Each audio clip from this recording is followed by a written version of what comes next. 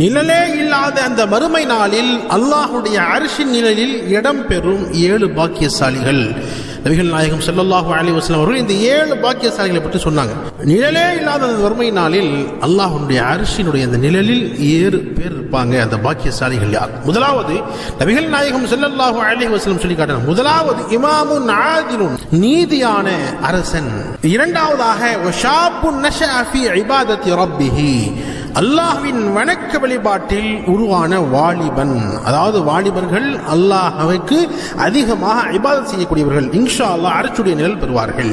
மூன்றாவதாக வரஜுலுன் கல்புஹு முஅல்லகுன் ஃபில் மசாஜிதி, பள்ளியோடு நெருங்கிய தொடர்புடைய மனிதர். அதாவது வெளியே இருக்கிறாரு, வேலை செஞ்சுட்டு இருக்கிறாரு, உலகத்தினுடைய வியாபாரத்தில் இருக்கிறார், ஆனால் அவருடைய உள்ளமெல்லாம் பள்ளிவாசலின் பக்கமே. அடுத்து எப்ப வாங்க சொல்லுவாங்க, நம்ம எப்ப போகணும் என்ற உணர்வோடு இருக்கக்கூடியவர், இவரும் அர்ஷுடைய நிழல் பெறுவார்.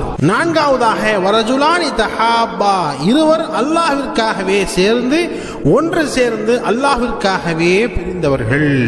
ஐந்தாவதாக வரஜுலுன் தஅத்ஹு இம்ராஅத்துன், அதாவது நல்ல குடும்பத்தை சேர்ந்த ஒரு அழகி, ஒரு பெண்மணி ஒருவரை விபச்சாரத்திற்காக அழைத்தும் நான் அல்லாஹ்வை பயப்படுகிறேன் என்று கூறியவர், அதாவது அந்த பாவத்தை விட்டு தூரமாக சென்றவர்.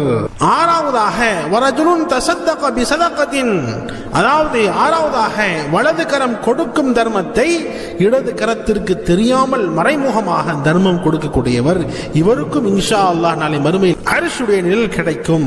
ஏழாவதாக வரஜுலுன் ذكرல்லாஹ, அதாவது ஏழாவது மனிதர் யார் என்று சொன்னால் தனிமையில் இருக்கும் பொழுது அல்லாஹ்வை நினைத்து அழுது கண்களார் கண்ணீர் வடித்தவர், இவரும் நாளை மறுமையில் அர்ஷுடைய நிழல் பெறுவார் என்று நபிகள் நாயகம் ஸல்லல்லாஹு அலைஹி வஸல்லம் அவர்கள் சொன்னார்கள். இந்த ஹதீஸ் புகாரி ஷரீஃபிலே பதிவாக இருக்கிறது. இந்த ஹதீஸை ஹஜ்ரத் அபூ ஹுரைரா ரலியல்லாஹு தஆலா அன்ஹு ரிவாயத் செய்றாங்க.